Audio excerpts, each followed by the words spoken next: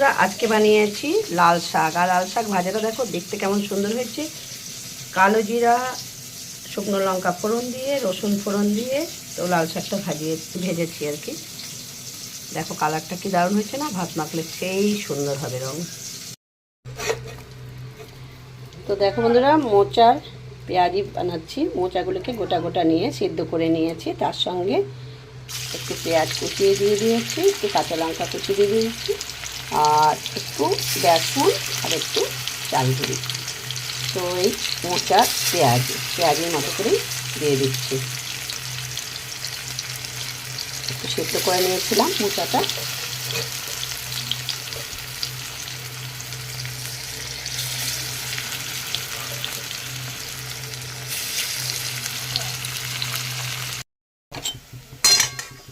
তো দেখো বন্ধুরা, মোচার পেঁয়াজিগুলো